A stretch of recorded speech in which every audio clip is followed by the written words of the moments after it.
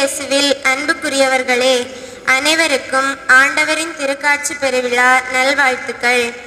குழந்தை இயேசுவை காண வந்த கீழ்த்திசை ஞானிகள் மூவரும் கிறிஸ்து அரசர் என்பதை சுட்டிக்காட்டும் வண்ணம் பொன்னையும் கிறிஸ்து உலகின் மீட்பர் என்பதன் அடையாளமாக தூபத்தையும், மனிதனாக பிறந்து பாடுகள் பலப்பட்டு இறந்து அடக்கம் செய்யப்பட்டார் என்பதை உணர்த்தும் விதமாக இறப்பு சடங்கில் பயன்படுத்தப்படும் வாசனை திரவியமாகிய வெள்ளைப்போளத்தையும் எடுத்து வந்து ஆணவம் இல்லாமல் தாழ்ச்சியோடு இயேசுபாலனை வணங்கினர். அதை நினைவுகூரும் வண்ணம் பொன், தூபம், வெள்ளைப்போளம் முதலியவற்றையும் புற இனத்தாருக்கு ஒளியாய் இயேசுபாலன் உதித்தார் என்பதை உணர்த்தும் விதமாக ஒளியையும் தங்கள் கரங்களில் ஏந்தி பவனியாக வருகின்றனர் இளம் கிறிஸ்தவ மாணவர் இயக்கத்தினர். வருகை பாடலை பாடி நாமும் இணைவோம் இத்தியாக பலியில்.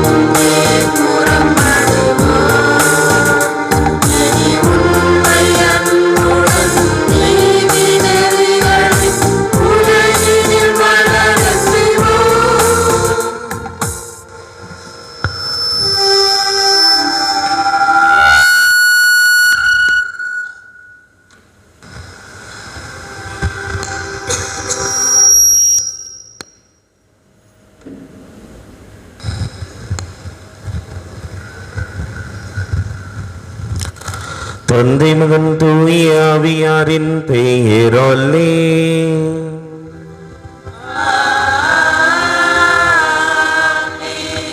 நம் ஆண்டவராகிய இயேசு கிறிஸ்துவின் அருளும் கடவுளின் அன்பும் தூய ஆவியாரின் நட்புறவும் உங்கள் அனைவரோடும் இருப்பதாக.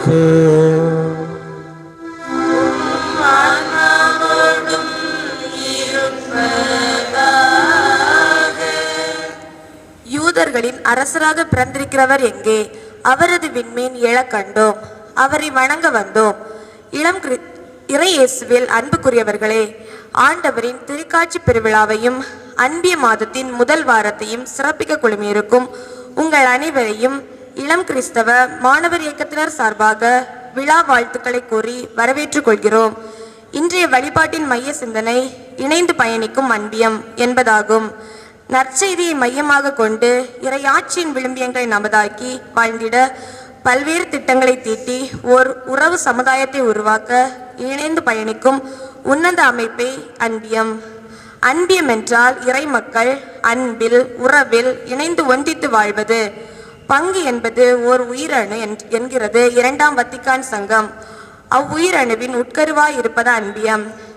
இன்றைய காலகட்டத்தில் திரு அவையும் மானிட சமூகமும் இணைந்து பயணிக்கும் நிலையில் உள்ளது. எனவே இயேசுவின் நற்செய்தி அறிவிக்கும் பணியில் நம் சொல்லாலும் செயலாலும் அன்பியங்கள் வழியாய் சமத்துவத்தையும் சகோதரத்துவத்தையும் நிலைநாட்டுவோம். ஏழை எளியோர், மாற்றுத்திறனாளிகள், கைம்பெண்கள், அனாதைகள் அனைவரும் நம் சகோதரர்களே என்ற திருத்தந்தையின் வார்த்தைக்கு இணங்க அகில உலக ஆயர் மாமன்றம் நம் அனைவரையும் இணைந்து பயணிக்க விரும்பிய 3 ஞானியர்களைப் போன்று நம் அனைவரும் திரு அவையாக இணைந்து பயணிக்க இத்திருக்காட்சி பெருவிழா திருப்பலியில் வரம் வேண்டி மன்றாடுவோம். இறையாசிரை நிறைவாய் பெறுவோம். சகோதர சகோதரிகளை தூய மறை நிகழ்வுகளை கொண்டாட நாம் தகுதி பெறும் பொருட்டு நம்முடைய பாவங்கள், குற்றம், குறைகள், பலவீனங்கள் இவற்றையெல்லாம் நினைத்து பார்த்து மனம் வருந்தி ஆண்டவரிடம் மன்னிப்பு வேண்டுவோம். எல்லாம் வல்ல இறைவனிடமும் சகோதர சகோதரிகளை உங்களிடமும் நான் பாவம் கேட்டுக்கொள்கிறேன். என் சிந்தனையாலும் சொல்ல பாவங்களை பல செய்தேன். என் பாவமே, என் பாவமே, என் பெரும்பாவமே.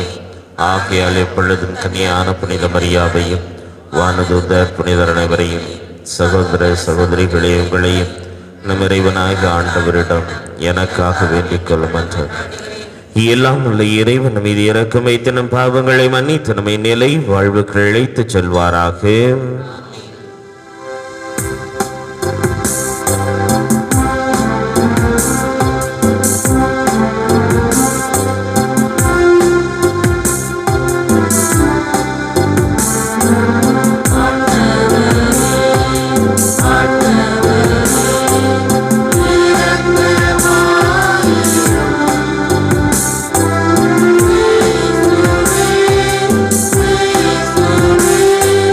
Viva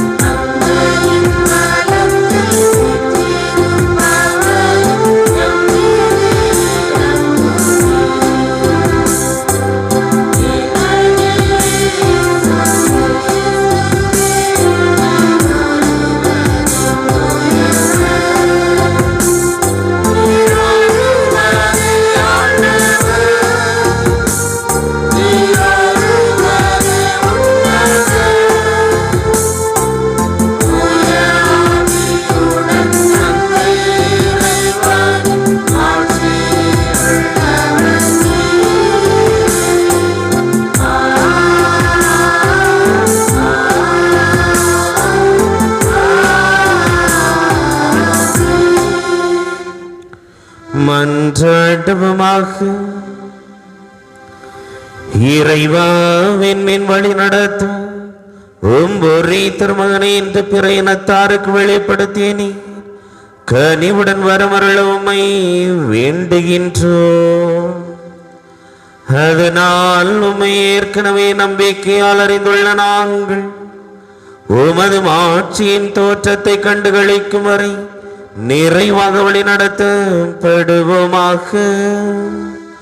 உமோடு தூயாவின் ஒன்றிப்பில் இறைவனாய் என்றென்றும் வாழ்ந்து ஆட்சி செய்கின்ற எங்கள் ஆண்டவரும் உம் திருமகனுமாகிய இயேசு கிறிஸ்து வழியாக உம்மை மன்றாடுகின்றோம்.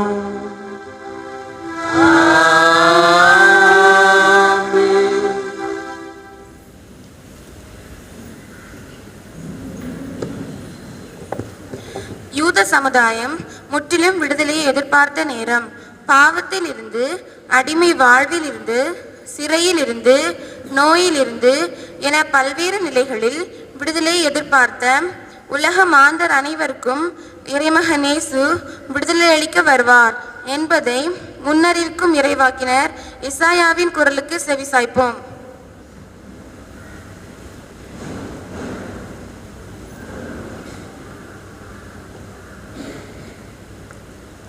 முதல் வாசகம். இறைவாக்கினர் எசாயா நூலிலிருந்து வாசகம். அதிகாரம் 60. இறைவார்த்தை 1 முதல் 6 முடிய. இறைவாக்கினர் எசாயா நூலிலிருந்து வாசகம். 60ஆம் அதிகாரம் 1 முதல் 6 முடிய. எருசலேமே, எழு, ஒளி வீசு, உன் ஒளி தோன்றி உள்ளது. ஆண்டவரின் மாட்சி உன்மேல் உதித்துள்ளது. இதோ இருள் பூவுலகை மூடும், காரிருள் மக்களினங்களை கவ்வும். ஆண்டவரோ உன்மீது எழுந்தருள்வார், அவரது மாட்சி உன்மீது தோன்றும். பிற இனத்தார் உன் ஒளி நோக்கி வருவர், மன்னர் உன் உதய கதிர் நோக்கி நடை போடுவர். உன் கண்களை உயர்த்தி உன்னை சுற்றிலும் பார். அவர்கள் அனைவரும் ஒருங்கே திரண்டு உன்னிடம் வருகின்றனர். தொலையிலிருந்து உன் புதல்வர் வருவர், உன் புதல்வியர் தோளில் தூக்கி வரப்படுவர். அப்பொழுது நீ அதை கண்டு அகமகிழ்வாய், உன் இதயம் வியந்து விம்மும். கடலின் திரள் செல்வம் உன்னிடம் கொணரப்படும், பிற இனத்தாரின் சொத்துக்கள் உன்னை வந்தடையும். ஒட்டகங்களின் பெருந்திரள் உன்னை நிரப்பும். மிதியான், ஏப்பாகு ஆகியவற்றின் இளம் ஒட்டகங்களும் வந்து சேரும். சேபா நாட்டினர் யாவரும் பொன் நறுமணப் பொருள் ஏந்தி வருவர். அவர்கள் ஆண்டவரின் புகழை எடுத்துரைப்பர். ஆண்டவரின் அருள்வாக்கு.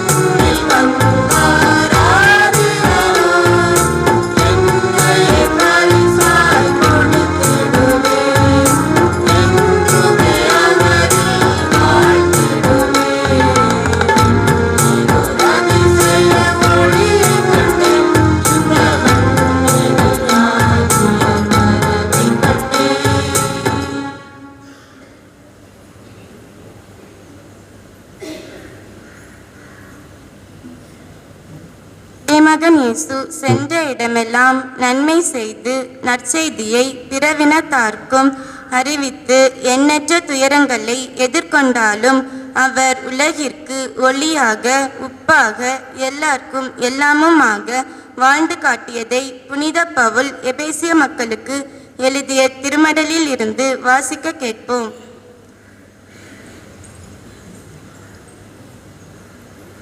திருத்தூதர் பவுல் எபேசியருக்கு எழுதிய திருமுகத்திலிருந்து வாசகம். அலகு 3, இறை சொற்றொடர்கள் 2 முதல் 6 வரை. திருத்தூதர் பவுல் எபேசியருக்கு எழுதிய திருமுகத்திலிருந்து வாசகம். அலகு 3, இறை சொற்றொடர்கள் 2 முதல் 6 வரை. சகோதரர் சகோதரிகளே, உங்கள் நலனுக்காக கடவுளின் அருளால் எனக்கு அளிக்கப்பட்ட பொறுப்பை பற்றி கேள்விப்பட்டிருப்பீர்கள் என எண்ணுகிறேன். அந்த மறைபொருள் எனக்கு இறை வெளிப்பாட்டின் வழியாகவே தெரியப்படுத்தப்பட்டது. அந்த மறைபொருள் மற்ற தலைமுறைகளில் வாழ்ந்த மக்களுக்கு தெரிவிக்கப்படவில்லை. ஆனால் இப்போது தூய ஆவி வழியாக தூய திருத்தூதருக்கும் இறைவாக்கினருக்கும் வெளிப்படுத்தப்பட்டுள்ளது. நற்செய்தியின் வழியாக பிற இனத்தாரும் கிறிஸ்து இயேசுவின் மூலம் உடன் உரிமையாளரும் ஒரே உடலின் உறுப்பினரும் வாக்குறுதியின் உடன் பங்காளிகளும் ஆகியிருக்கிறார்கள் என்பதே அம்மறைபொருள். ஆண்டவரின் அருள்வாக்கு.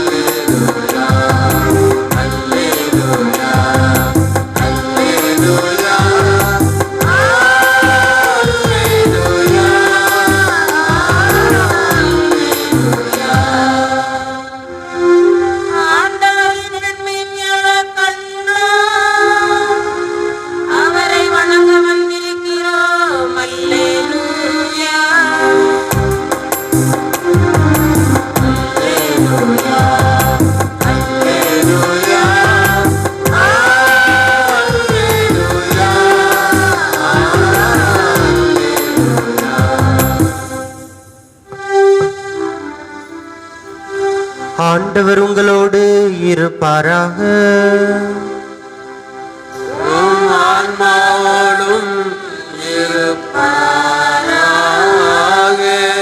புனித மத்தேயு எழுதிய நற்செய்தியிலிருந்து வாசகம்.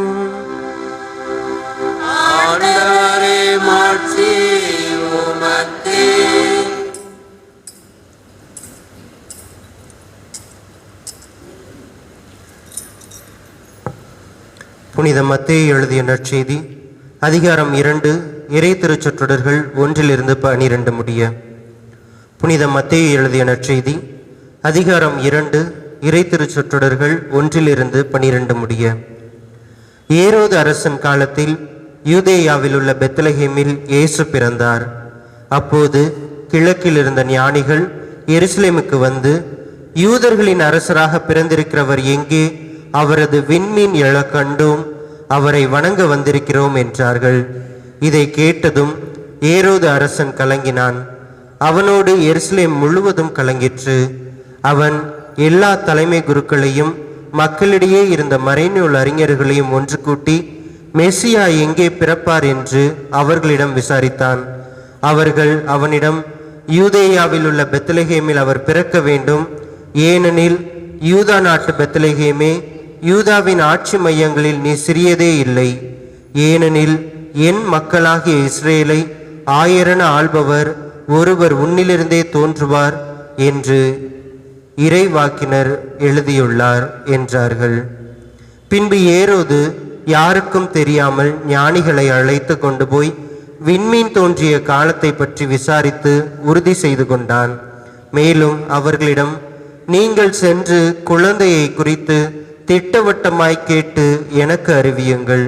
அப்பொழுது நானும் சென்று அக்குழந்தையை வணங்குவேன் என்று கூறி அவர்களை பெத்லகேமுக்கு அனுப்பி வைத்தான். அரசன் சொன்னதை கேட்டு அவர்கள் புறப்பட்டு போனார்கள். இதோ முன்பு எழுந்த விண்மீன் தோன்றி குழந்தை இருந்த இடத்திற்கு மேல் வந்து நிற்கும் வரை அவர்களுக்கு முன்பே சென்று கொண்டிருந்தது. அங்கே நின்ற விண்மீனை கண்டதும் அவர்கள் மட்டில்லா பெருமகிழ்ச்சி அடைந்தார்கள். வீட்டிற்குள் அவர்கள் போய் குழந்தையை அதன் தாய் மரியா வைத்திருப்பதை கண்டார்கள். நெடுஞ்சான் கிடையாக விழுந்து குழந்தையை வணங்கினார்கள். தங்கள் பேழைகளை திறந்து பொன்னும் சாம்பிராணியும் வெள்ளை போலமும் காணிக்கையாக கொடுத்தார்கள். ஏரோதிடம் திரும்பி போக வேண்டாம் என்று கனவில் அவர்கள் எச்சரிக்கப்பட்டதால் வேறு வழியாக தங்கள் நாடு திரும்பினார்கள். ஆண்டவரின் அருள்வாக்கு.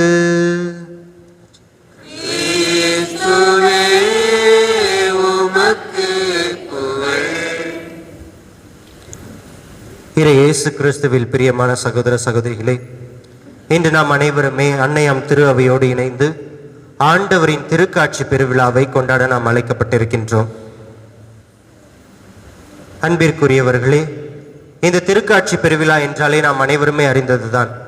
3 ஞானிகள் குழந்தை பாலன் இயேசுவை சந்திக்க வருகிறார்கள். அவர்களிடம் உள்ளதை அவர்கள் காணிக்கையாக கொடுக்கப்படுகின்ற ஒரு நிகழ்வை தான் நாம் திருக்காட்சி பெருவிழாவாக கொண்டாடுகின்றோம். இந்த திருக்காட்சி பெருவிழாவை இன்றைய நற்செய்தியின் வாயிலாக இந்த நற்செய்தியை நாம் எடுத்து ஒரு காட்சியாக அமைப்போம். முதல்ல என்ன பண்றாங்க, எல்லாரும் 3 ஞானிகளும் வெவ்வேறு நாடுகளை சார்ந்தவர்கள் ஆனால் பொதுவாக ஒரு விஷயத்தை, அதாவது விண்மீன் காண்கின்றார்கள். அந்த விண்மீன் அவர்களை அழைத்து சென்று ஒரு இடத்தில் மறைந்து விடுகின்றது. அந்த இடத்தில் நின்று பார்க்கிறார்கள், இது என்ன இடம்? ஏரோது மன்னன் வாழ்கின்ற இடம், அவனுடைய அரண்மனை. அங்கே சென்று ஏரோது மன்னனிடம் கேட்கின்றார்கள். அதாவது என்ன கேட்கின்றார்கள் என்றால், யூதர்களின் அரசராக பிறந்திருக்கிறவர் எங்கே என்று கேட்கின்றார்கள். ஏரோது மன்னனுக்கு ஒரே ஆச்சரியம், என்னடா இந்த யூத சமுதாயத்தை, அதிலும் நான் மன்னனாக இருந்து ஆட்சி செய்து கொண்டிருக்கின்றேன், என்னுடைய வழிமுறைகள் கூட இந்த ஆட்சியை கைப்பற்றி விடக்கூடாது என்று அவர்களையே அழித்து விட்டவன் நான், என்னிடம் யூதர்களின் அரசராக பிறந்திருக்கிறவர்கள் எங்கே என்று கேட்கின்றார்களே என்று அவருக்கு ஒரு ஆச்சரியம். அதனால் அவர் என்ன பண்றாரு, அந்த ஊர்ல உள்ள மறைநூல் அறிஞர்கள், ஞானிகள் எல்லாத்தையும் கூப்பிடுறாரு. மக்களையே கூப்பிட்டு, இங்கேதான் உங்களுக்கு தெரியுமா மெசியா எங்கே பிறந்திருக்கிறார் என்ற கேள்வியை கேட்கின்றார். அவர்கள் மறைநூலில் கூறியுள்ளவாறு கூறுகிறார்கள். அவர்கள் தெரிந்துவிட்டு கூறவில்லை, மாறாக மறைநூலில் எழுதியுள்ளது என்னவென்றால், யூதா நாட்டு பெத்லகேமில் மெசியா பிறப்பார் என்று எழுதியுள்ளது. அப்ப அவர் யூதா நாட்டில் தான் பிறந்திருக்கின்றார், அங்கேந்துதான் தோன்றி இருக்கின்றார் என்று அவர்கள் கூறுவதை கேட்டு ஏரோது மன்னன் வியப்படுகின்றான். நான் மன்னனாக வாழ்ந்து கொண்டிருக்கின்ற, ஆட்சி செய்கின்ற இந்த பகுதியில் இன்னொரு மன்னனா என்று ஆச்சரியப்படக்கூடியவராக இருக்கின்றான். அப்பொழுது ஞானிகளை மற்றும் தனியாக அழைத்து அவர்களிடம் விசாரிக்கின்றான், நீங்க எப்ப விண்மீன் நிலவரத்தை பார்த்தீங்க, நீங்க எந்த பகுதியாக வந்தீங்க, இப்ப எந்த பகுதியை நோக்கி செல்ல போறீங்க அப்படின்னு சொல்லி கேட்டோன்னே அவங்களாம் கண்டிப்பா சொல்லியிருப்பாங்க, விண்மீன் திரும்ப எங்களுக்கு தோன்றும், அப்பொழுது அந்த விண்மீன் தோன்றிய பகுதியை நாங்கள் நோக்கி செல்வோம் என்று மிக அழகாக கூறியிருப்பார்கள். அதனால்தான் மீண்டும் ஏரோது மன்னனிடமிருந்து வெளியில் வருகின்ற போது விண்மீன் எழுவதை மீண்டும் காண்கின்றார்கள். மட்டில்லா மகிழ்ச்சி அடைகின்றார்கள். எங்கு சென்ற போது மட்டில்லா மகிழ்ச்சி அடைகின்றார்கள்? குழந்தை பாலன் இயேசுவிடம் சென்று அந்த விண்மீன் மறைகின்ற போது மட்டில்லா மகிழ்ச்சி அடைகின்றார்கள். ஏனென்றால் உண்மையான அரசரை பார்த்து விட்டோம், உண்மையான மெசியாவை பார்த்து விட்டோம். இதோ இந்த இடத்தில் தான் உண்மையான மகிழ்ச்சி கிடைக்கின்றது, இந்த இடத்தில் இருந்துதான் உண்மையான ஆட்சி பிறக்கப் போகின்றது, இந்த இடத்தில் தான் உண்மையான மீட்பு மக்களுக்காக கிடைக்கப் போகின்றது என்று எண்ணி அவர்கள் மட்டில்லா மகிழ்ச்சி கொள்கின்றார்கள். அந்த மட்டில்லா மகிழ்ச்சியை கண்ட பிறகு குழந்தை இயேசுவை சென்று நெடுஞ்சான் கிடையாக விழுந்து, வழக்கமா நம்முடைய தமிழ் மரபுப்படி என்ன சொல்லுவாங்கன்னா, நெடுஞ்சான் கிடையாக வணங்குவது யாருக்கு என்றால் கடவுளுக்கு மட்டும்தான் நான் நெடுஞ்சான் கிடையாக விழுந்து வணங்குவோம். அந்த வணக்கத்தை உண்மையான அரசர், உண்மையான கடவுளுக்கு அவர்கள் செலுத்துகின்றார்கள். அதுதான் உண்மையான குழந்தை இயேசு அந்த இடத்தில் இருக்கின்றார். அவர்கள் நெடுஞ்சான் கிடையாக வணங்கிய பிறகு அவர்களிடம் உள்ள பொருட்களை காணிக்கையாக ஒப்பு கொடுக்கின்றார்கள். அன்றைய காலகட்டத்தில் விலை உயர்ந்ததாக இருந்தது பொன். அந்த பொன்னை அரசர்கள் மட்டும்தான் பயன்படுத்துவார்கள். அந்த பொன்னை முதலில் காணிக்கையாக கொடுக்கின்றார்கள். அதற்கு ஒரு சிறந்த எடுத்துக்காட்டாக நாம் கூற வேண்டும் என்றால், 1 அரசர்கள் புத்தகம் 6வது அதிகாரம் 22வது வசனத்தை நாம் பார்த்தோம் என்றால், அங்கே சாலமோன் அரசர் கடவுளின் உடன்படிக்கைக்காக ஒரு ஆலயம் கட்டுவார். அந்த ஆலயம் முழுவதும் பொன்னால் நிரப்பி கட்டப்படுவார். அதுவும் குறிப்பாக அந்த உடன்படிக்கை வைக்கப்பட்ட இடம், அதாவது அந்த இடத்தை கருவூலம் என்று சொல்வார்கள். அந்த கருவூலத்தை மிக அழகாக பொன்னால் அமைத்து, முழுக்க முழுக்க பொன்னால் அமைத்து கடவுளுக்கென்று ஏற்படுத்தி கொடுப்பவராக இருக்கின்றார்.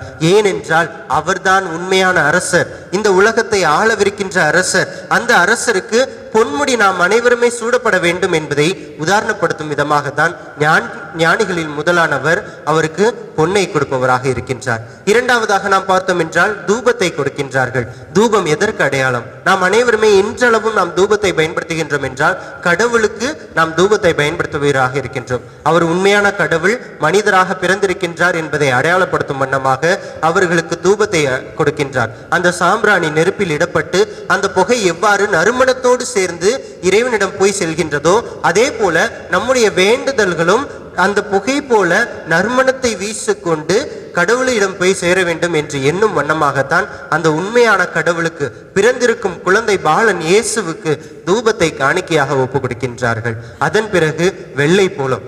இன்று நம்ம மத்தியில வாழ்ந்துகிட்டு இருக்க யாரோ ஒருவருக்கு, நமக்கு நெருங்கிய ஒருவருக்கு குழந்தை பிறந்திருக்கு, அவங்கள போய் பார்க்க போறோம் அப்படின்னு சொன்னா நம்ம போய் குழந்தைய பார்க்கறப்ப அந்த குழந்தைய முதல்ல ஆசீர்வாதம் பண்ணுவோம். சிலுவை போட்டு ஆசீர்வாதம் பண்ணிட்டு அந்த குழந்தைக்கு ஏதாவது காசு வச்சு கொடுப்போம்.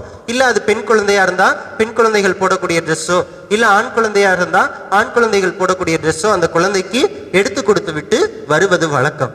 அதை விட மாறாக யாராவது போயிட்டு இந்த குழந்தை பிறந்திருக்குது, இது கண்டிப்பா என்னைக்காவது ஒரு நாள் இறக்க போகுது, அதனால நான் சவப்பெட்டியை கொண்டாந்து கொடுக்குறேன் அப்படின்னு சொல்லி யாராவது கொடுப்போமா? சவப்பெட்டியை யாராவது கொண்டு போய் கொடுப்பீங்களா? யாருமே கொடுக்க மாட்டோம். எப்படி ஒரு குழந்தை இந்த உலகத்தை பார்க்க வந்திருக்குது, அந்த குழந்தைக்கு போய் சவப்பெட்டி கொடுப்பதா?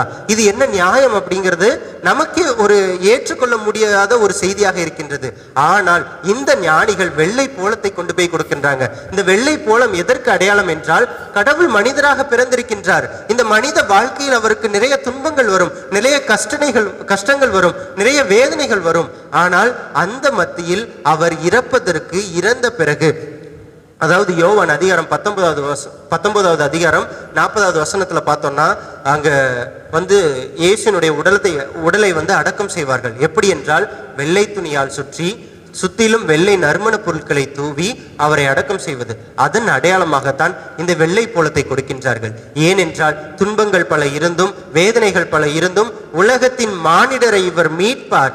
இவர் பல்வேறு துன்பங்களை ஏற்கொண்டாலும் மக்களுக்காக தன்னையே பலியாக கொடுக்க இருக்கின்றார், தன்னையே காணிக்கையாக கொடுக்க இருக்கின்றார் என்று இந்த 3 ஞானிகளுமே மிக அழகாக இந்த காணிக்கை பொருட்களை கொடுப்பவராக இருக்கின்றார்கள். இது இயேசு கிறிஸ்துவில் பிரியமான சகோதர சகோதரிகளே, நாம் எவ்வகையான காணிக்கைகளை கொடுக்கின்றோம்? கடவுள் உண்மையாகவே அவரையே நமக்காக முழுமையாக தந்துவிட்டார். இந்த அவமானத்தின் சின்னமாக இந்த சிலுவையில் ஏறிய பிறகும் அதையே தாங்கும் அளவிற்கு, இந்த மக்களின் பாவம் போக்கும் அளவிற்கு தன்னையே அவர் காணிக்கையாக கொடுத்திருக்கின்றார். அப்படி தன்னையே காணிக்கையாக கொடுத்தவருக்கு நாம் என்ன காணிக்கையாக கொடுக்கின்றோம் என்பதை நாம் அனைவருமே சிந்தித்து பார்க்க வேண்டும். இயேசு கிறிஸ்துவில் பிரியமானவர்களே, ஒரு 6 வகையா காணிக்கை கொடுத்ததை பைபிள்ல இருந்து சொல்லலாம். என்னடா பிரதர், போன தடவை பிரசங்கம் கொடுத்தப்போ விண்ணகத்துக்கு போகணும்னா ஒரு 6 வழி தான் இருக்குது, இந்த 6 வழியை செஞ்சீங்கன்னா நீங்க கண்டிப்பா விண்ணகம் போயிடலாம் அப்படின்னு சொல்லி சொன்னார். அதே போலதான் ஒரு 6 வகையான காணிக்கை முறைகள் நான் விவிலியத்திலிருந்து தான் எடுத்திருக்கின்றேன், வேறு வழியிலிருந்து எடுக்கவில்லை. இந்த 6 வகையான காணிக்கைகள் எப்படி கொடுத்திருக்கிறார்கள் என்று பார்ப்போம். இந்த 6 வகையான காணிக்கைகளை போல நான் எந்த வகையான காணிக்கையை கடவுளுக்கு கொடுத்து கொண்டிருக்கின்றேன், உண்மையான இறைமகன் இயேசு கிறிஸ்துவுக்கு கொடுத்து கொண்டிருக்கின்றேன் என்பதை நாம் அனைவருமே சிந்தித்து பார்க்க அழைக்கப்பட்டிருக்கின்றோம். இயேசு கிறிஸ்துவில் பிரியமானவர்களே, முதலில் தொடக்க நூல் 4வது அதிகாரம் 4வது வசனத்தை எடுத்து பார்ப்போம். அங்கே கூறப்பட்டிருக்கும் ஆபேலுடைய காணிக்கை. ஆபேல் சிறந்தவற்றை வைத்திருப்பான். அவன் ஆடுகளை வளர்த்திருப்பான், மற்ற விளை நிலைச்சங்களை வைத்திருப்பான், அனைத்தையும் வைத்திருப்பான். ஒரு 10 ஆடு வச்சிருக்கான்னு வச்சுக்கோ, 10 ஆடுல அதுல சிறந்த ஆடை கடவுளுக்கு காணிக்கையாக கொடுப்பவராக இருக்கின்றார். அதனால்தான் இன்றளவும் அவருடைய காணிக்கையை பற்றி நாம் அனைவருமே பேசிக் கொண்டிருக்கின்றோம். அத்தகைய ஒரு காணிக்கை, சிறந்தவற்றை அவர் ஆபேல் கொடுத்தது போல நானும் என்னுடைய வாழ்க்கையில் சிறந்தவற்றை ஆண்டவருக்கு கொடுத்து கொண்டிருக்கின்றேனா என்பதை நாம் அனைவருமே முதலில் சிந்தித்து பார்ப்போம். 2வது வகையான காணிக்கை, மார்க் நற்செய்தி 12வது அதிகாரம் 41வது வசனத்திலிருந்து 44வது வசனம் வரைக்கும் வாசித்து பார்த்தீங்கன்னா, இயேசு போயிட்டு ஒரு ஆலயத்தில் உட்கார்ந்துருப்பார். அங்க நிறைய பேர் வருவாங்க காணிக்க போட. நிறைய பணக்காரவங்க வருவாங்க, நிறைய போடுவாங்க, நிறைய செய்வாங்க, ஒவ்வொருத்தவங்களும் நிறைய போடுவாங்க. ஆனா இயேசு உற்று பார்க்கின்றார். அங்கே ஒரே ஒரு ஏழை கைம்பெண் வருகின்றார். தன்னிடம் இருப்பது 2 செப்பு காசு, தன்னிடம் உள்ள அதை அனைத்தையும் கொடுத்து வருகின்றார் கடவுளுக்கு. என்னிடம் இருப்பது 2 செப்பு காசு தான், இதை நான் கடவுளுக்கு கொடுப்பதற்கு தயாராக இருக்கின்றேன். அடுத்த வேளை நான் உணவிற்கு என்ன செய்வேன் என்று எனக்கு தெரியவில்லை, மாறாக கடவுளுக்கு நான் காணிக்கையாக கொடுத்தேன், கடவுள் என்னை பார்த்து கொள்வார் என்ற நம்பிக்கையில் தன்னிடம் உள்ள முழுவதையும் கடவுளுக்கு காணிக்கையாக ஒப்பு கொடுக்கின்றார்கள். அதே போல 3வது வகையான காணிக்கை என்னவென்று பார்த்தோம் என்றால், தொடக்க நூல் 22வது அதிகாரம் 2வது வசனத்தை பார்க்கின்ற போது, ஆபிரகாமுக்கு ரொம்ப நாளுக்கு அப்புறம் தான் கடவுள் குழந்தை பாக்கியத்தை கொடுக்கின்றார். ஒரே ஒரு குழந்தை ஈசாக்குங்கிறவர். ஈசாக்க கடவுள் என்ன கேட்கிறாரு, நீ எனக்கு உன்னுடைய ஒரே மகனை பலியாக கொடுக்க வேண்டும் என்று கேட்கின்றார். அவர் பிறகு இன்று நாம் உழைக்கின்றோம் என்றால், சொத்துக்களை சேர்க்கின்றோம் என்றால், நம் பிள்ளைகள் நன்றாக வாழ வேண்டும். இந்த உலகத்தில் அவர்கள் நாம் தான் கஷ்டப்பட்டோம்னா நம்ம பிள்ளைங்க கஷ்டப்படக்கூடாது, அந்த பிள்ளைகள் நிரந்தரமாக வாழ வேண்டும், உண்மையாக வாழ வேண்டும், கஷ்டம் எவ்வளவுதான் இருந்தாலும் நம்மோடு அது அழிந்து விட வேண்டும் என்று நாம் நினைக்கின்ற இந்த காலகட்டத்தில், அதே காலகட்டத்தில் ஆபிரகாமும் அதை தான் நினைத்திருப்பார். ஆனால் கடவுள் கேட்டுவிட்டார். கடவுளுக்காக நான் எதையும் இழக்க தயார் என்று தன்னுடைய ஒரே மகனை ஈசாக்கை பலியாக கொடுப்பதற்கு துணிந்து விட்டார் ஆபிரகாம். அந்த நம்பிக்கையில் தான், கடவுள் மீது வைத்திருந்த உண்மையான நம்பிக்கையை காணிக்கையாக கடவுள் ஏற்றுக்கொண்டார். அவருடைய மகனை அவரிடமே திரும்ப தருபவராக கடவுள் இருந்திருக்கின்றார். அதே போல இது 3வது வகையான காணிக்கை. 4வது வகையான காணிக்கை யோபு புத்தகம் 1வது அதிகாரம் 21வது வசனத்துல பார்த்தோம்னா, யோபு சொல்லுவார், அதாவது தன்னிடம் உள்ள எல்லாத்தையும் இழந்துருவார். அவர் அது ஒரு பெரிய கதை, சுருக்கமா சொல்லிடுறேன். என்ன பண்ணுவார்னா, யோபு கடவுளுடைய வார்த்தையை அறிவிக்க போற இடத்துல தன்னுடைய மனைவியை இழந்துருவாரு, சொத்து சுகங்களை இழந்துருவாரு, பிள்ளைகளை இழந்துருவாரு, எல்லாத்திலுமே இழந்துருவாரு. எல்லாத்தையும் இழந்த பிறகு அவர்கிட்ட கேட்பாங்க, ஏன் இப்படி பண்ற அப்படின்னு சொல்லி, நீ இன்னமும் கடவுளை தான் வணங்கிட்டு இருக்க, கடவுளை விட்டு வா, கடவுள் தான் உன்கிட்ட எல்லாத்தையும் எடுத்துக்கிட்டாரு அப்படின்னு சொல்லி கேட்கிறப்ப அவர் சொல்லுவார், நான் பிறந்த மேனியாக இந்த உலகத்திற்கு வந்தேன், பிறந்த மேனியாக மீண்டும் இந்த உலகத்தை விட்டு செல்வேன். ஆண்டவர் அளித்தார், ஆண்டவர் எடுத்துக்கொண்டார், ஆண்டவர் பெயர் வாழ்த்து பெறுவதாக என்று மிக அழகாக கூறுவார்.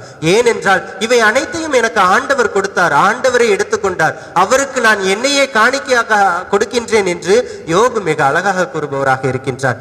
இது 4வது வகையான காணிக்கை.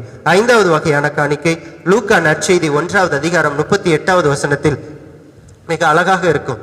இந்த நாட்களில் நாம் அடிக்கடி பயன்படுத்திய ஒரு வார்த்தை தான். என்னவென்றால், மரியாவிடம் கபிரியேல் தூதர் போய் சென்று கேட்கின்றார், நான் ஆண்டவரின் அடிமை, அவர் சொன்னபடியே எனக்கு ஆகட்டும் என்று மிக அழகாக கூறுகின்றார். ஏனென்றால், நான் இந்த யூத சமுதாயத்தில் வாழ்கின்ற ஒரு பெண், திருமணத்திற்கு முன்பாக நான் கருவுற்றிருந்தால் அது இந்த யூத சமுதாயத்திற்கு முரண்பாடானது, என்னையே நான் அவமானத்திற்கு உள்ளானது. ஆனால் அதையும் தாண்டி நான் ஆண்டவருக்காக என்னை கையளிக்க தயாராகி விட்டேன். இந்த உலகத்திலிருந்து எத்தனை துன்பங்கள் வந்தாலும் சரி, இந்த உலகத்திலிருந்து எத்தனை எதிர்ப்புகள் வந்தாலும் சரி, ஆண்டவர் உண்மையாகவே எனக்கு ஆசிரியை அழுகுகின்றார், நான் அவருடைய அடிமை, அவர் சொற்படியே எனக்கு என்ன வேணாலும் ஆகட்டும் என்று தன்னையே மரியாள் இறைவனிடம் அர்ப்பணிப்பவராக இருக்கின்றார். கடைசியாக 6வது காணிக்கையாக கொடுப்பவர் மத்தேயு நற்செய்தி 26வது அதிகாரம் 39வது வசனம். இறைமகன் இயேசு கிறிஸ்து மிக அழகாக கூறுவார், கெஸ்தமனி தோட்டத்துல போய் உட்காந்துட்டு வேர்வை அப்படியே சிந்தும், ரத்தமா வடிகிறப்ப கடவுளை பார்த்து ஒன்னே தான் கேட்பாரு, ஆண்டவரே தந்தையே, கூடுமானால் இத்துன்பக்கின்றும் என்னை விட்டு அகலட்டும், மாறாக என் சித்தப்படி அன்று உம் சித்தப்படி நிகழட்டும் என்று மிக அழகாக கூறுவார். ஏன்னா இந்த துன்ப கிண்ணம் என்னை நோக்கி வருகின்றது என்று அவருக்கு தெரியும், இந்த அவமானத்தின் சாவு என்னை நோக்கி வருகின்றது என்பது அவருக்கு தெரியும். அவர் நினைத்திருந்தால், உன்னதமான கடவுள், உன்னதமான அரசர் அவர் நினைத்திருந்தால் அதை அவர் விலக்கிவிடலாம். ஆனால் மாறாக இந்த மக்களுக்காக தன்னையே காணிக்கையாக்க வேண்டும் என்று கடவுளிடம் பரிந்து பேசுபவராக இருக்கின்றார். கடவுளிடம் பரிந்து பேசுகின்ற போது கட்டளையாக வைக்கவில்லை, அறிக்கையாக வைக்கவில்லை, மாறாக வேண்டுதலாக வைக்கின்றார். எவ்வாறென்றால், உமக்கு சித்தமானால், நீ விரும்பினால் இந்த துன்பக்கிண்ணம் என்னை விட்டு அகலட்டும் என்று மிக அழகாக கூறுகின்றார். அப்ப கடவுள் விரும்பினா போதும், நான் உண்மையா என்னையே காணிக்கையாக கொடுக்க முடியும் என்பதை மிக அழகாக கூறுகின்றார். இயேசு கிறிஸ்துவில் பிரியமானவர்களே, இந்த 6 வகையான காணிக்கைகளை நாம் அனைவருமே பார்த்தோம். இந்த 6 வகையான காணிக்கைகளில் நான் எந்த வகையான காணிக்கையை நான் கொடுத்து கொண்டிருக்கின்றேன்? உண்மையான கடவுளுக்கு ஆபேலை போல காணிக்கை கொடுத்திருக்கின்றேனா, அல்லது ஏழை கைம்பெண்ணை போல காணிக்கை கொடுத்து கொண்டிருக்கின்றேனா? ஆபிரகாம் தன் ஒரே மகனை பலியாக கொடுப்பதை போல நான் காணிக்கை கொடுத்து கொண்டிருக்கின்றேனா, அல்லது யோபுவை போல காணிக்கை கொடுத்து கொண்டிருக்கின்றேனா? அன்னை மரியாவை போன்று என்னையே நான் காணிக்கையாக கொடுக்கின்றேனா, அல்லது இறைமகன் இயேசு கிறிஸ்து எந்த ஒரு பாவமும் செய்யாதவர் தன்னுடைய மக்களின் மீட்புக்காக தன்னையே பலியாக கொடுத்திருக்கின்றார், அந்த பலியை போல என்னுடைய காணிக்கை பலியும் நான் செலுத்திக் கொண்டிருக்கின்றேனா என்பதை நாம் அனைவருமே சிந்தித்து பார்க்க வேண்டும். இயேசு கிறிஸ்துவில் பிரியமானவர்களே, உன்னதமான ஒரு பலி, உன்னதமான ஒரு காணிக்கை எதுவென்று கேட்டோம் என்றால் இன்றளவும் நம்மிடையே நிகழ்ந்து கொண்டிருக்கின்ற இந்த திருப்பலி தான் என்று நாம் கூறினோம் என்றால் அதற்கு மிகையாகாது. ஏனென்றால் இறைமகன் இயேசு கிறிஸ்து முதலில் தன்னுடைய வார்த்தையை காணிக்கையாக இந்த உலகத்தில் உள்ள அனைவருக்கும் கொடுத்து கொண்டிருக்கின்றார். இரண்டாவது பகுதியாக தன்னுடைய உடலையே உணவாக இந்த மக்களுக்கு கொடுப்பதற்கும் தயாராகி விட்டார். அதை தான் இன்றளவும் செய்து கொண்டிருக்கின்றார். தன்னையே கொடுத்து கொண்டிருக்கின்ற இறைவனுக்கு நாம் என்ன கொடுத்து கொண்டிருக்கின்றோம்? இந்த உன்னதமான பலியில் நாம் முழுமையாக பங்கேற்கின்றோமா என்பதை முதல் கேள்வியாக நாம் வைத்துக் கொள்வோம். இந்த உன்னதமான பலி, கடவுள் தன்னையே காணிக்கையாக ஒப்பு கொடுத்த இந்த பலிக்கு என்னையே நான் முழுவதும் அர்ப்பணிக்கின்றேனா? தொடக்க பிதாசுதன் முதல்லேருந்து கடைசி பிதாசுதன் போடுற வரைக்கும் என்னையே நான் இந்த பலிக்கு உண்மையாக ஒப்பு கொடுக்கின்றேனா என்பதை நாம் அனைவருமே சிந்தித்து பார்க்க வேண்டும். ஏனென்றால் பல்வேறு வேலைகள் இன்று இல்லைன்னு சொல்ல முடியாது. எத்தனையோ கஷ்டம், குடும்பத்தில் இருக்கிற கஷ்டம் நமக்கு தான் தெரியும். காலையில பிள்ளைங்களை எழுப்ப வச்சு குளிக்க வச்சு அவங்களை அனுப்புறதுக்கு சமைக்கிறது செஞ்சு, அதன் பிறகு ஒரு சின்ன வேலை இருந்தா கணவர்மார்கள் அந்த வேலைகளை பார்த்து விட்டு அந்த நேரத்திற்கு செல்வது கஷ்டம்தான். ஆனால் அந்த கஷ்டத்திலும் உண்மையான நேரத்தை இறைவன் கேட்டுக்கொண்டார். என்னோடு 1 மணி நேரம் உங்களால் விழித்திருக்க முடியாதா என்ற கேள்வியை கேட்டார். அந்த கேள்வியை நாம் ஒவ்வொரு உள்ளத்திலும் எழுப்பி கேட்போம். எனக்காக இந்த திருப்பலி அன்றாட தினமும் கொடுக்கப்பட்டிருக்கின்றது. அன்றாட தினமும் இறைமகன் இயேசு கிறிஸ்து தன்னுடைய உடலையே காணிக்கையாக கொடுத்து கொண்டிருக்கின்றார். அவர் காணிக்கையாக கொடுத்திருக்கின்றார் என்றால் அந்த காணிக்கையை பெறுவதற்கு அவரோடு என்னையே நான் காணிக்கையாக 1 மணி நேரம் ஒப்புக் கொடுக்கின்றேனா என்பதை நாம் அனைவருமே சிந்தித்து பார்த்தவர்களாக தொடர்ந்து இத்திருப்பலியில் மன்றாடுவோம். இறையாசிர் பெறுவோம். ஆமென்.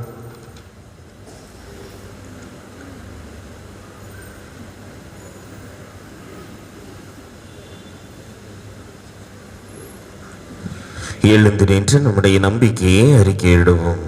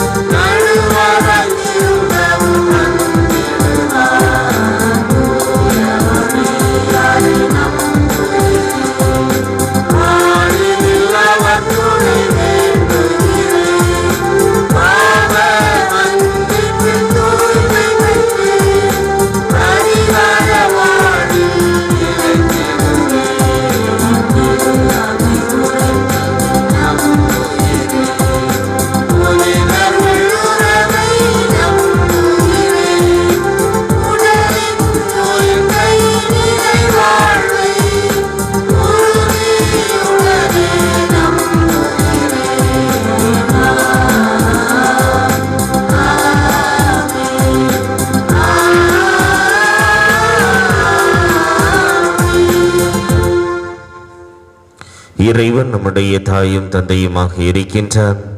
அவருடைய பிள்ளைகள் என்ற உணர்வோடு நம்மையே முழுவதுமாக அவருக்கு காணிக்கையாக ஒப்பு கொடுத்து ஜெபிக்கின்ற பொழுது அவர் முழுவதுமாக அதை நமக்கு நிறைவுபடுத்தி கொடுக்கக்கூடிய தந்தையாக இருக்கின்றார். அவர்பால் நம்முடைய வேண்டுதல்களையும் விண்ணப்பங்களையும் ஏறெடுப்போம்.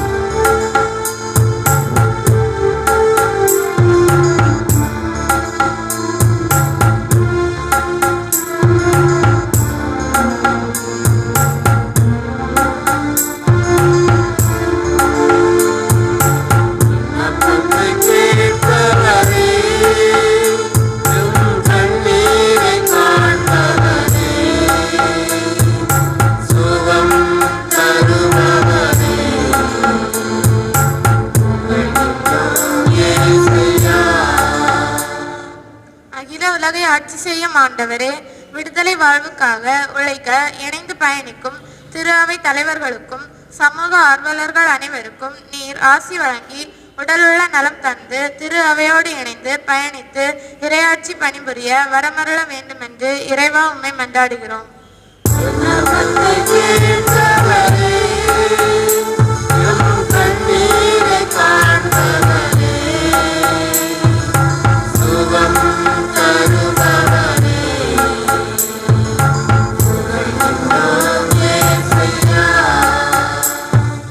விடுதலையின் நாயகனே எம் இறைவா, இக்கால சூழ்நிலையில் தனிமனித விடுதலையை எதிர்பார்க்கும் நாங்கள் நோயிலிருந்தும் வறுமையிலிருந்தும் கடன் தொல்லைகளிலிருந்தும் குடிவரியிலிருந்தும் அடிமை வாழ்விலிருந்தும் விடுதலை பெற்று எந்நாளும் மகிழ்வோடு வாழ வரமருள உம்மை மன்றாடுகின்றோம்.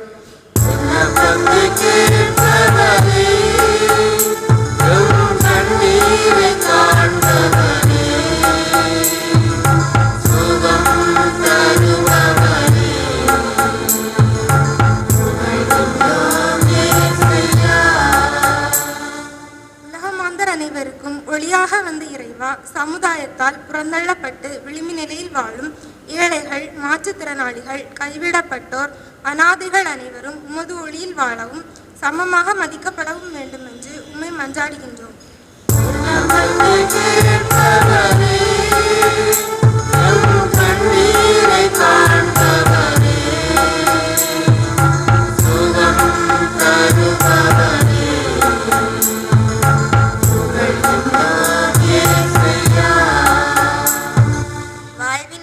இறைவா, எம் பங்கிலுள்ள இளைஞர் இளம் பெண்களை உம் பாதத்தில் அர்ப்பணிக்கின்றோம். இவர்கள் தங்கள் கடமைகளை சரிவர நிறைவேற்றி இறையாட்சியின் விழுமியங்களோடு இணைந்து லட்சிய தெளிவோடு தங்கள் இலக்கை அடைய வரமருள வேண்டும் என்று உம்மை மன்றாடுகின்றோம்.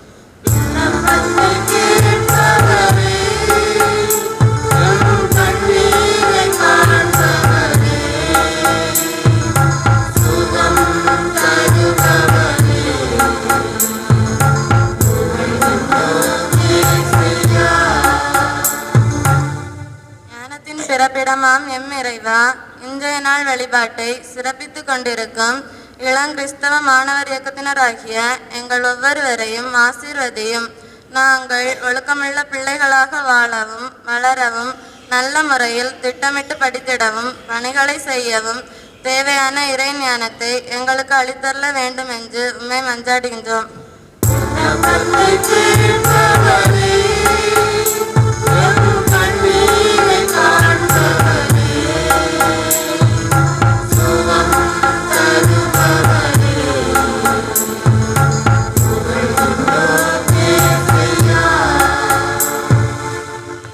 இப்பொழுது நம்முடைய தனிப்பட்ட தேவைகளுக்காகவும் நம்முடைய குடும்பங்களின் நலன்களுக்காகவும் மௌனமாக மன்றாடுவோம்.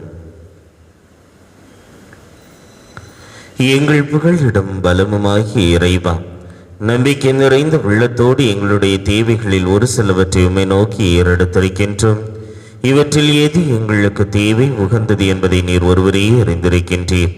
அதை நிறைவாக எங்களுக்கு கொடுத்து காத்துள்ள வேண்டும் என்று எங்கள் ஆண்டவராகிய கிறிஸ்து வழியாக உம்மை மன்றாடுகின்றோம்.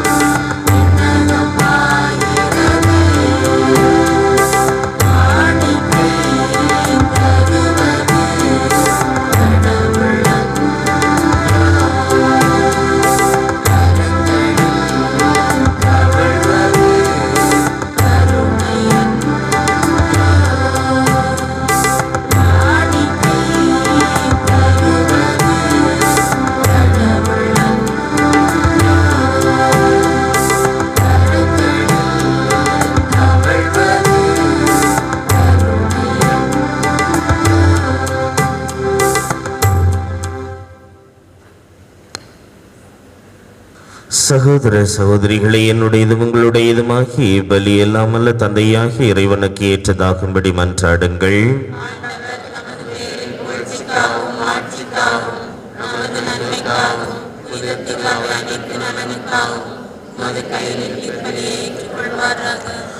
ஆண்டவரே, உமது திரு அவையின் காணிக்கைகளை கனிவுடன் கண்ணோக்கவுமை வேண்டுகின்றோம். பொன்னும் சாம்பிராணியும் வெள்ளை பழமும் இப்பொழுது நாங்கள் ஒப்பு கொடுக்கவில்லை. எனினும் இக்காணிக்கைகள் வழியாக இயேசு கிறிஸ்து அறிக்கையிடப்படுகின்றார், பலியிடப்படுகின்றார், உட்கொள்ளப்படுகின்றார் என்பதை நாங்கள் உணர செய்வீராக. எங்கள் ஆண்டவராகிய கிறிஸ்து வழியாக உம்மை மன்றாடுகின்றோம்.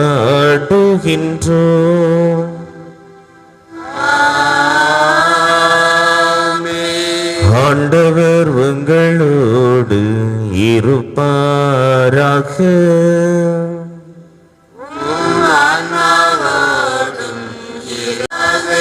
இதயங்களை மேலே எழுப்புங்கள்.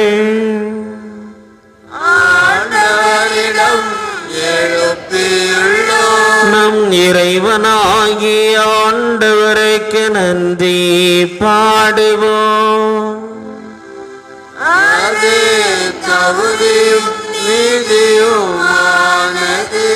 ஆண்டவரே, தூயவரான தந்தை என்றும் இல்லாமல் இறைவா,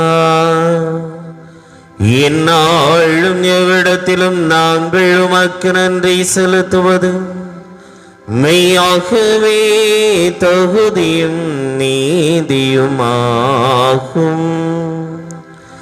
எங்கள் கடமையும் மீட்புக்குரிய செயலுமாகும்.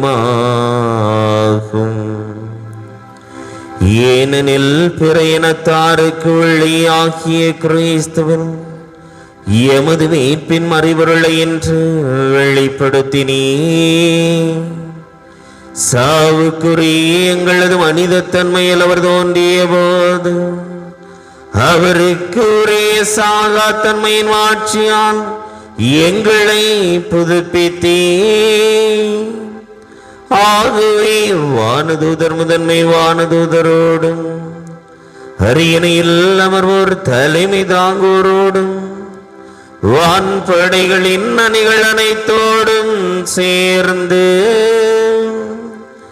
நாங்கள் உமது ஆட்சி புகழ்ந்து பாடி முடிவின்றி ஆர்ப்பரித்து பாடுவதாவது: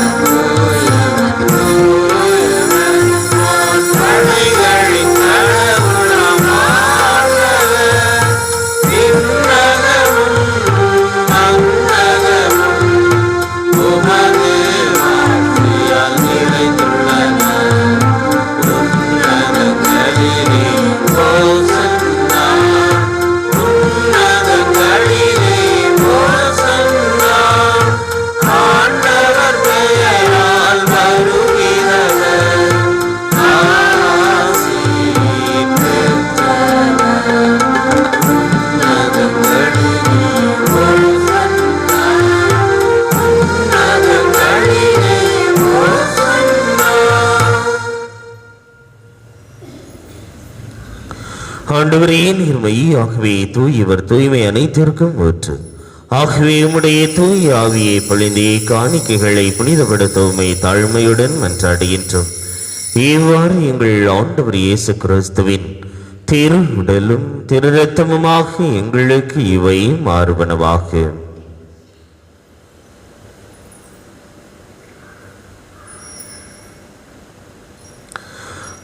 அவர் பாடுபட வெள்ளம் கனிந்து தம்மை கையளித்த போது அப்பத்தை எடுத்து நன்றி செலுத்தி அதை பெற்று தம் சீடர்களுக்கு அளித்து அவர் கூறியதாவது: அனைவரும் இதிலிருந்து பெற்று உண்ணுங்கள். ஏனெனில் இது உங்களுக்காக கையளிக்கப்படும் என் உடல்.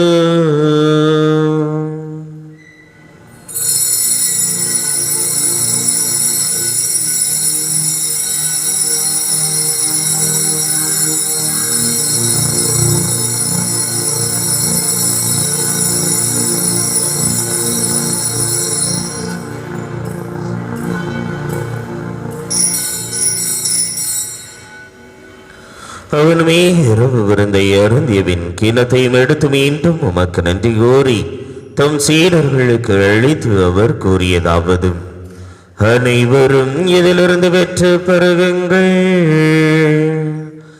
ஏனெனில் இது புதிய நிலையான உடன்படிக்கைக்குரிய என் இரத்தத்தின் கிண்ணம்.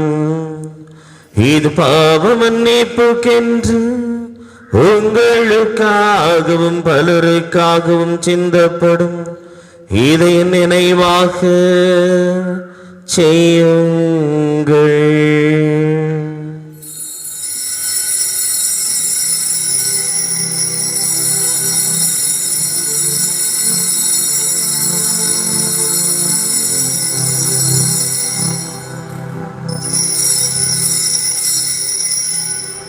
நம்பிக்கையின் மறைபொருள்.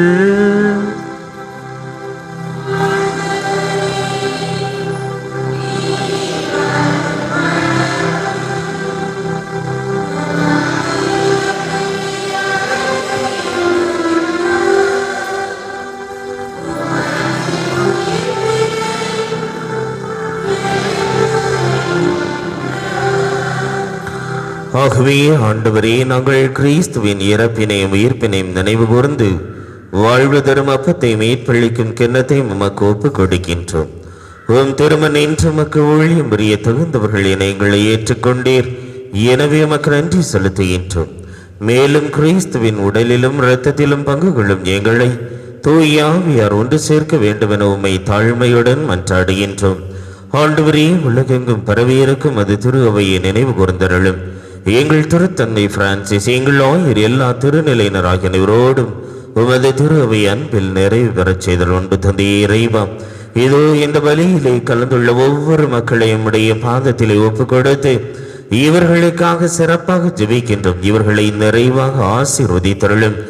இவர்களுக்கு நல்ல உடலுள்ள ஆன்ம நலத்தை நீர்தாமே நிறைவாக கொடுக்க வேண்டும் என்று மன்றாடுகின்றோம். அன்பு ஆண்டவரே, ஆண்டவரினுடைய திருக்காட்சி பெருவிழாவை கொண்டாடுகின்ற இத்தருணத்திலே முழுவதுமாக எங்களுடைய வாழ்க்கையை உம்முடைய பாதத்திலே எவ்வாறு அந்த ஞானிகள் இறைவனுக்கு காணிக்கையாக அளித்தார்களோ அதே போல நாங்கள் ஒவ்வொருவரும் எங்களையே முழுவதுமாக இறைவனுக்கு உகந்த காணிக்கையாக கொடுக்க செய்தருளும். அன்பு ஆண்டவரே, எங்களுடைய நம்பிக்கையை கருத்தில் கொண்டு எங்களையும் எங்களுடைய குடும்பங்களில் உள்ள ஒவ்வொருவரையும் நிறைவாக ஆசீர்வதித்தருளும். ஆண்டவரே, எத்தனையோ எண்ணங்களோடு ஏக்கங்களோடு உம்முடைய ஆலய முற்றத்தை நாடி வந்துள்ள இவர்களை நீர் உம்முடைய கருணை கண்களால் உற்று நோக்கி இவர்களை ஆசீர்வதித்து அர்ச்சித்து புனிதப்படுத்தி அருளும். அன்பு ஆண்டவரே, முழுவதுமாக நோயினால் வாடக்கூடிய ஒவ்வொரு மக்களையும் உம்முடைய பாதத்திலே ஒப்புக் கொடுத்து அவர்களுக்காக சிறப்பாக மன்றாடுகின்றோம். அவர்களையும் நீர் ஆசீர்வதித்து உம்முடைய வல்லமை மிக்க குணமளிக்கக்கூடிய கரங்களினால் ஏதோ இத்தருணத்திலே தொட வேண்டும் என்று மன்றாடுகின்றோம். மேலும் எத்தனையோ குடும்பங்களிலே தங்களுடைய பிள்ளைகளை நினைத்து தங்களுடைய கணவரை நினைத்து இவர்கள் குடி பழக்கத்தினால் இருந்து எங்களுடைய குடும்பங்களிலே வேதனை இருக்கின்றதே என்று கவலையுறுகின்ற அத்தனை குடும்பத்தை உம்முடைய பாதத்தில் ஒப்புக் கொடுக்கின்றோம். இறைவா, இந்த குடும்பங்களில் உள்ள அனைவரினுடைய இந்த குடி நோயை முழுவதுமாக மாற்றி அந்த குடும்பத்தை நல்ல விதத்திலே வழி நடத்தக்கூடிய ஆற்றலையும் அருளையும் மன பக்குவத்தையும் நிறைவாக நீர் இவர்களுக்கு கொடுக்க வேண்டும் என்று மன்றாடுகின்றோம். அதே போல எத்தனையோ குடும்பங்களிலே குழந்தை பாக்கியம் இல்லாமல் ஏங்கி தவிக்கக்கூடிய சூழலிலே முழுவதுமாக அந்த குடும்பங்களுக்கு நிறைய மகிழ்ச்சியை எவ்வாறு உம்முடைய பிறப்பானது இந்த உலகிற்கும் அதே போல இடையர்களுக்கும் ஞானிகளுக்கும் அனைத்துலக மக்களுக்கும் நிறை மகிழ்ச்சியை கொடுத்தது போல இவர்களுடைய குடும்பத்திற்கு நீர் குழந்தை பாக்கியம் கொடுக்கின்ற பொழுது அவர்களுடைய குடும்பத்திலும் அதே நிறை மகிழ்ச்சியானது நிறைவாக குடிகொள்ளும். அதற்காக அவர்களுக்கு ஒரு குழந்தை பாக்கியத்தை கொடுக்க வேண்டும் என்று மன்றாடுகின்றோம். அன்பு ஆண்டவரே, இதோ இத்தருணத்திலே எங்களுடைய பங்கு சமூகத்திலிருந்து வெளிநாடுகளிலே வேலை செய்கின்ற ஒவ்வொருவரையும் உம்முடைய பாதத்திலே ஒப்பு கொடுத்து அவர்களுக்காக சிறப்பாக ஜெபிக்கின்றோம். அவர்களை நேர்தாமே நிறைவாக ஆசீர்வதித்தருளும். உம்முடைய விண்ணக கொடைகளால் முழுவதுமாக அவர்களை நிரப்பியருளும். தன்னுடைய குடும்பத்தினுடைய பொருளாதாரத்தை முன்னேற்றுவதற்காக, தன்னுடைய குடும்பத்தை காக்க வேண்டும் என்பதற்காக தங்களே முழுவதுமாக அத்தனை கடினமான உழைப்பிலே ஈடுபடுத்தினாலும் அதையும் மகிழ்ச்சியோடு ஏற்றுக்கொண்டு வெளிநாடுகளிலே வாழ்கின்ற ஒவ்வொருவரையும் நாங்கள் உம்முடைய பாதத்தில் ஒப்புக் கொடுக்கின்றோம். இறைவா, அவர்களோடு வழி நடந்தியருளும், அவர்களை வழி நடத்தியருளும். எல்லா தருணத்திலும் அவர்களோடு நீர் இருக்கின்றீர் என்ற அந்த ஒரு நிலை பாட்டை அவர்களினுடைய உள்ளத்திலே நீர்தாமை விதைக்க வேண்டும் என்று சிறப்பாக ஜெபிக்கின்றோம். அன்பு ஆண்டவரே, இன்னும் எத்தனையோ எண்ணங்களோடு எத்தனையோ ஏக்கங்களோடு இதோ உம்முடைய ஆலய முற்றத்தை நாடி வந்துள்ள உம்முடைய அன்பு பிள்ளைகள் இவர்கள் ஒவ்வொருவரையும் ஆசீர்வதித்தருளும். உம்முடைய இரட்டிப்பான ஆசீர்வாதத்தை இவர்களுக்கு நீர்தாமை நிறைவாக கொடுத்தருளும். உம்மிலேயே தஞ்சம் என அடைக்கலான் குருவிகள் உம்முடைய ஆலய முற்றத்திலே தஞ்சம் புகுந்தது போல இவர்களும் உண்மையே தஞ்சம் என நினைத்து இதோ இந்த பலியிலே கலந்துள்ளார்கள். இவர்களை எல்லா தருணத்திலும் ஆசீர்வதித்து அர்ச்சித்து காத்தருள வேண்டும் என்று சிறப்பாக மன்றாடுகின்றோம். மேலும் உயிர்த்தலும் எதிர்நோக்குடன் துயில்கொள்ளும் எங்களுடைய சகோதர சகோதரிகளையும் குருக்கள் கன்னியர் துறவியரின் ஆன்மாக்களையும் யாரும் நினையாத ஆன்மாக்களையும் ஆசற்ற குழந்தைகளின் ஆன்மாக்களையும் உத்தரிக்கிற ஸ்தலத்தில் இருக்கிற ஆன்மாக்களையும் எங்களுடைய குடும்பங்களிலும் குழுமங்களிலும் அறித்த அத்தனை ஆன்மாக்களையும் குறிப்பாக கொரோனா நோயினால் இறந்த ஒவ்வொரு ஆன்மாவையும் அது திருமுக வழியினுள் ஏற்றருளும். எங்கள் அனைவர் மீதும் இரக்கமாயிரும். கடவுளின் கன்னித்தாயான புனித மரியா, அவருடைய கணவரான புனித யோசேப்பு, புனித திருத்தூதர்கள், புனித ஜான் லியோனார்தியார், புனித ஆரோக்கியநாதர், புனித மிக்கேல் அதிதூதர், எம்மண்ணின் மறை சாட்சியாக தேவ சகாயம் பிள்ளை புனித அந்தோனியார், இவ்வுலகில் உமக்கு உந்தவராய் இருந்தோராகிய புனிதர் அனைவருடனும் நாங்கள் நிலை வாழ்வில் பங்குகளும் தகுதி பெற்று உம் திருமகன் இயேசு கிறிஸ்து வழியாக உம்மை புகழ்ந்தேத்தும் வரம் அருள உம்மை மன்றாடுகின்றோம்.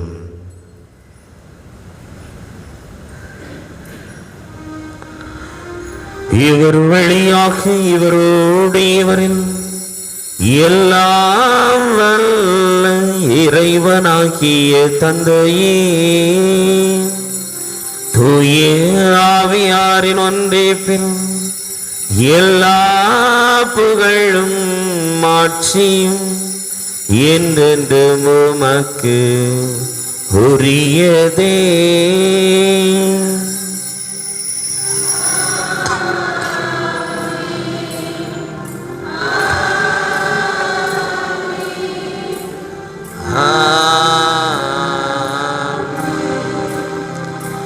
இறைமகன் இயேசு கிறிஸ்து நமக்கு போதித்தவாறு இவ்வுலகில் இறையரசு வர வேண்டும் என்று மன்றாடுவோம். விண்ணுலகில் இருக்கின்ற எங்கள் தந்தையே, உமது பெயர் தூயதென போற்றப் பெறுக. உமது ஆட்சி வருக.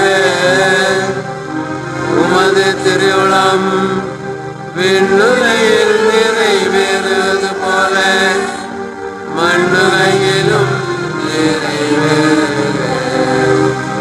எங்கள் அன்றாட உணவை இன்று எங்களுக்கு தாரும். எங்களுக்கு எதிராக குற்றம் செய்வோரை நாங்கள் மன்னிப்பது போல எங்கள் குற்றங்களை மன்னியும். எங்களை சோதனைக்கு உட்படுத்தாதேயும். தீமையிலிருந்து எங்களை விடுவித்தருளும். ஆண்டவரே தீமை அனைத்திலிருந்தும் எங்களை விடுவித்து எங்கள் வாழ்நாளில் அமைதியை கனிவுடன் அருள உம்மை மன்றாடுகின்றோம். உமது இரக்கத்தின் உதவியால் நாங்கள் பாவத்திலிருந்து எப்போதும் விடுதலை பெற்று யாதொரு கலக்கமுமின்றி நலமாயிருப்போமாக. நாங்கள் எதிர்நோக்கி இருக்கும் பேரின்பத்திற்காகவும் எம் மீட்பராகிய இயேசு கிறிஸ்துவின் வருகைக்காகவும் காத்திருக்கின்றோம். ஏனெனில் ஆட்சியும் வல்லமையும் ஆட்சியும் என்றென்றும் உமதே. ஆண்டவரே இயேசு கிறிஸ்துவே, அமைதியை உங்களுக்கு விட்டுச் செல்கின்றேன், என் அமைதியை உங்களுக்கு அளிக்கின்றேன் என்றும் திருத்தூதர்களுக்கு மொழிந்தீரே. எங்கள் பாவங்களை பாராமல் உமது திரு அவையின் நம்பிக்கையை கண்ணோக்கி உமது திருவிழத்துக்கு ஏற்பதற்கு அமைதி மற்றுமை அளித்தருள்வீராக. என்றென்று வாழ்ந்து ஆட்சி செய்கின்றவர் நீரே.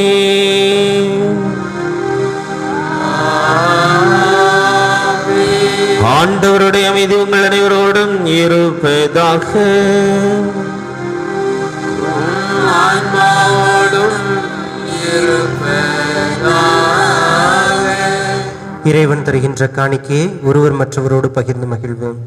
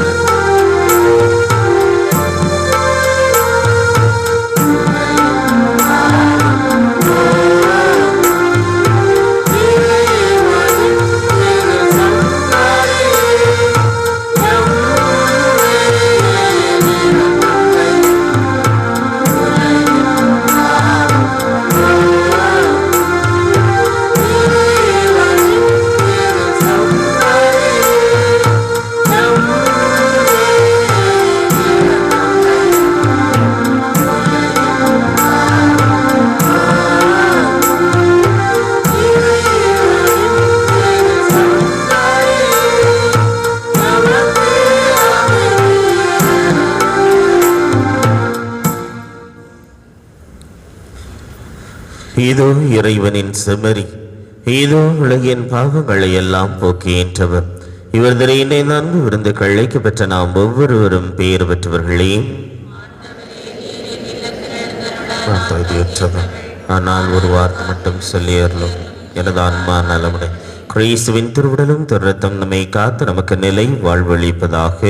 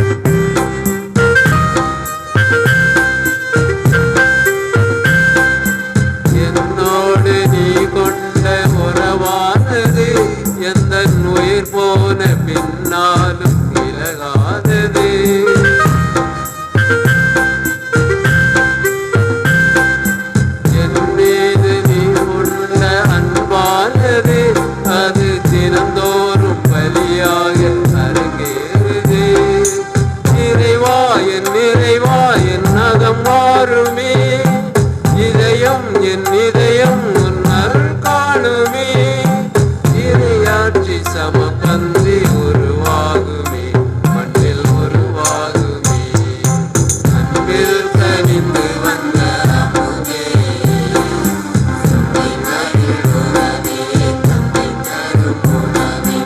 அன்பில் கனிந்து வந்த அமுதே,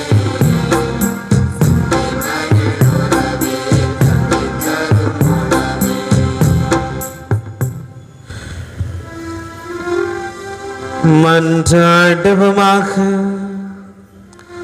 ஆண்டவரே, எங்கும் எப்பொழுதும் இன்னக வழியாய் நீர் எங்கள் முன் செல்ல உம்மை வேண்டுகின்றோம். அதனால் நாங்கள் பங்கேற்க வேண்டும் என நீர் விரும்பும் மறை நிகழ்வை தூய்மையான உணர்வுடன் கண்டு கொள்ளவும் தகுதியான ஆவலுடன் அறிந்து கொள்ளவும் செய்வீராக. எங்கள் ஆண்டவராகிய கிறிஸ்து வழியாக உம்மை மன்றாடுகின்றோம்.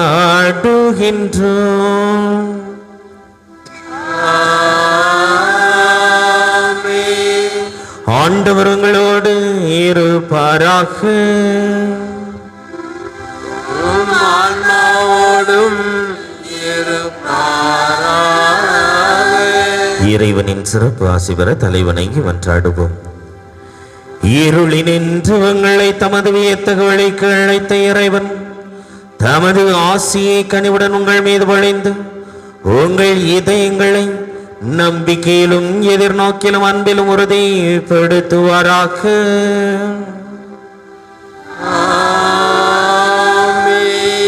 இன்று உலகிற்கு தம்மை வெளிப்படுத்தி இருளில் ஒளி வீசிய கிறிஸ்துவை நம்பிக்கையுடன் நீங்கள் பின்பற்றி வாழ்வதா நீங்கள் உங்கள் சகோதர சகோதரிகளுக்கு ஒளியாய் திகழ செய்வாராக.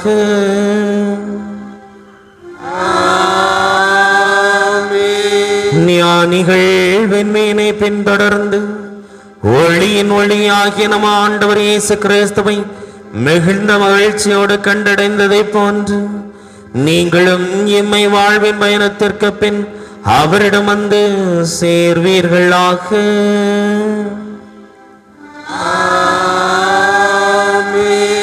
எல்லாம் நல்ல இறைவன் தந்தை மகன் தூய ஆவியாரின் ஆசி உங்கள் மீது இறங்கி உங்களோடு என்றும் தங்குவதாக.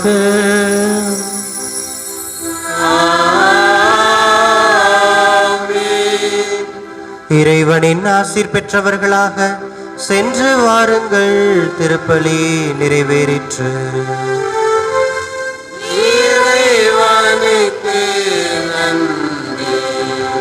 அன்பிற்குரியவர்களே, திருச்சபையின் மரபுப்படி திருக்காட்சி பெருவிழா நாளன்று குடில்கள் பிரிக்கப்பட வேண்டும். ஆகவே இன்றைய நாளிலே 2 குடில்களையும் கட்டியவர்கள் அதை மாலை நேரத்தில் பிரிக்கும்படி உங்களை அன்போடு கேட்டுக்கொள்கின்றேன்.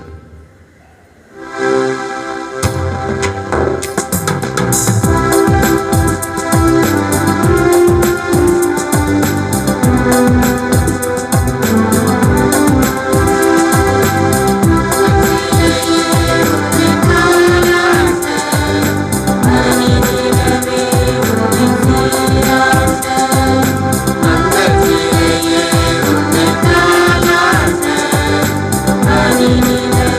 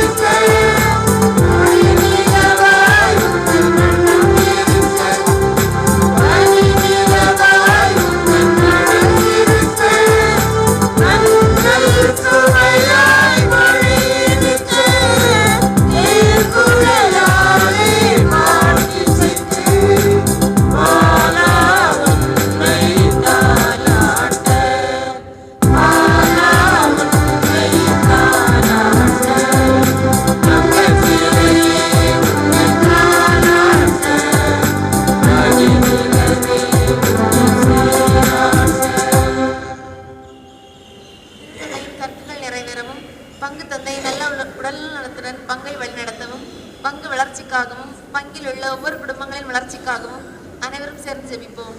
விண்ணுலகில் இருக்கின்ற எங்கள் தந்தையே, மது பெயர் தூயதென போற்றப் பெறுக. மது ஆட்சி வருக. மது திருவிழம் விண்ணுலகில் நிறைவேறுவது போல மண்ணுலகிலும் நிறைவேறுக. எங்கள் அன்றாட உணவை இன்று எங்களுக்கு தாரும். எங்களுக்கு எதிராக குற்றம் செய்வோரை நாங்கள் மன்னிப்பது போல எங்கள் குற்றங்களை மன்னியும். எங்களை சோதனைக்கு உட்படுத்தாதையும் தீமையிலிருந்து எங்களை விடுவித்தருளும். அருள் நிறைந்த மரியே வாழ்க. ஆண்டவர் உடனே பெண்களுக்குள் ஆசி பெற்றவர் நீரே. உடைய திருவயிற்றின் கனியாகிய இயேசுவும் ஆசி பெற்றவரே. புனித மரியே, இறைவனின் தாயே, பாவிகளாயிருக்கிற எங்களுக்காக இப்பொழுதும் நீங்கள் இறப்பின் வேளையிலும் வேண்டிக் கொள்ளும். ஆமென். தந்தைக்கும் மகனுக்கும் தூய ஆவியாருக்கும் ஆட்சிமை உண்டாவதாக.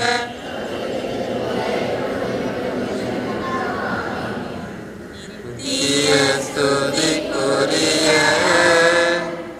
பரிசுத்த நற்கருணைக்கு பக்தியாய் ஆராதனை எத்திசையும் புரிவோம்.